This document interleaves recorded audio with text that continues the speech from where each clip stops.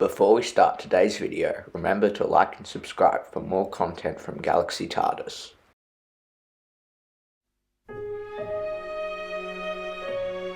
Hello everyone and welcome back. Today I'll be covering the two-part finale of Doctor Who Season 2, Wishworld and the Reality War.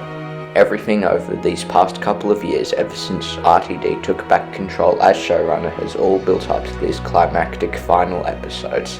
But after all this, was it a huge success or a reality-breaking misfire? Let's find out, beginning with Part 1, Wishworld.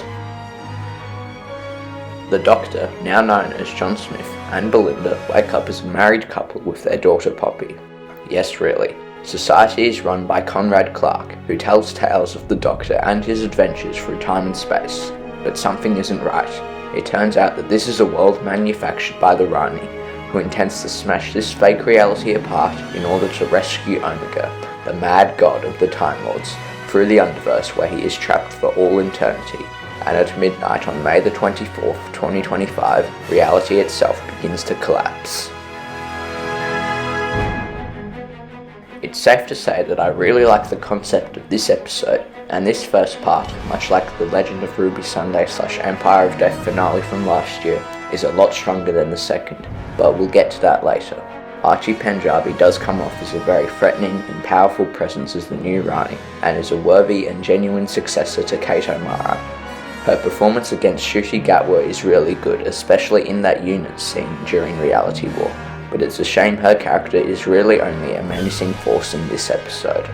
However, I really don't like how Mrs. Flood has just been relegated to essentially nothing more than the Rani's secretary. Anita Dobson is a really good actress, and her hints and teasers in episodes like Church on Ruby Road and Empire of Death made me really interested to find out who exactly this character was, but unfortunately she just ends up as being a bit of a spare part and does nothing in these entire 2 episodes. You could remove her entirely and it would make zero difference, but she does get this great scene on top of the Bone Palace with the new Rani. I'm not a child. Well, you're my child in a manner of speaking. It could be said that you sprang from my loins. That's the most disgusting thing I've ever heard.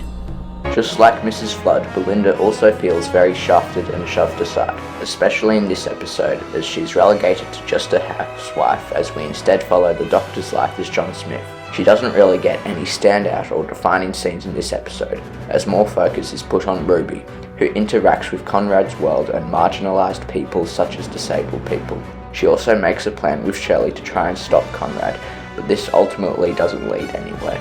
Anyways, after a quick reappearance from Rogue, who is stuck in the Hell Dimension he was sent to, and somehow knows about the Doctor being trapped in a fake reality, gets the Doctor to see through the cracks, the Doctor and Belinda are arrested for doubt and taken to the Rani's Bone Palace, where the Rani dances with the Doctor, while midnight strikes on May the 24th. The Doctor is sent plummeting towards the fracturing reality on the balcony of the Bone Palace, as he proclaims that Poppy is real and therefore his daughter.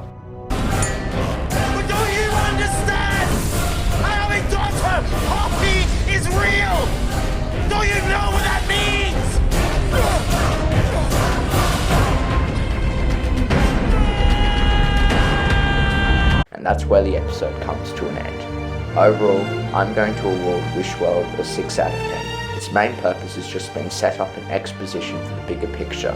It's not much in the grand scheme of things, and struggles with a few major plot points here and there. However, that's nothing compared to Reality War, which unfortunately is where the cracks really start to show.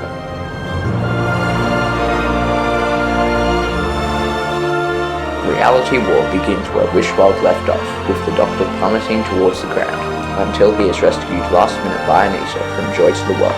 Anita was a standout character in that episode, as she stayed with the Doctor when he was stuck on Earth for a whole year, but unfortunately she gets heavily underutilised here. After a brilliant reunion scene with the Doctor, explaining how she became an employee of the Time Hotel and tried to look for the Doctor, she ends up just becoming someone to hold the door open to the Time Hotel so they don't all slip back into the Wish World or something. It's not explained very well. And when one of your characters could very easily be swapped for a doorstop, you know you've stuffed up. Then, After the Doctor reunites with Ruby, Mel, Kate, and the rest of the unit team, the Rani teleports into Unit Tower. You really are an idiot, Doctor. You had a whole world to hide in, and you ran half a mile away. The Rani. The Rani's confrontation with Mel is well written and does feel like a genuine payoff to time in the Rani, but it's a shame their reunion was only confined to this one scene, and Mel didn't have a hand in defeating the Rani later on. Instead, the Rani's fate is getting eaten by Omega.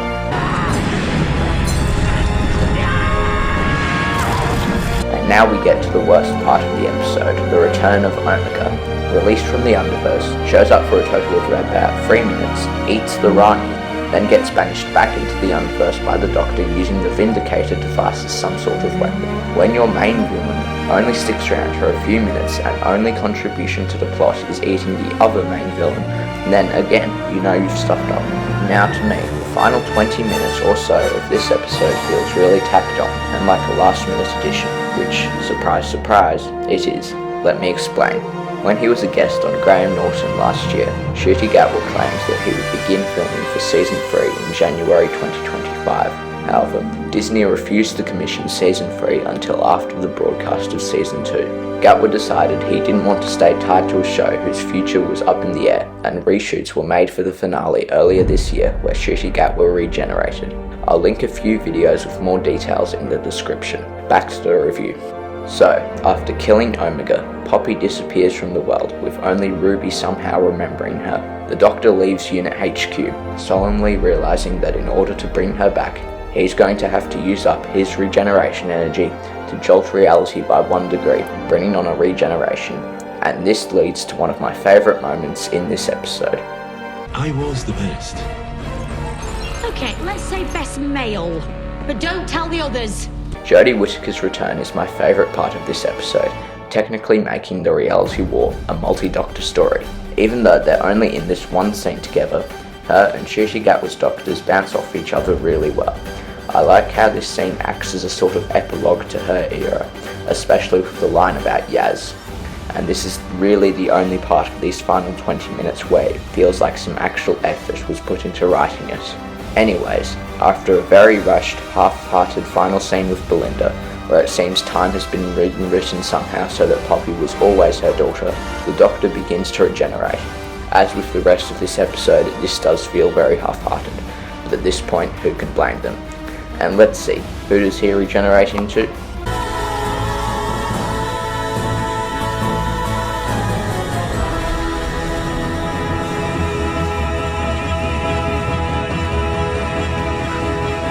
Billy Piper. We're moving on.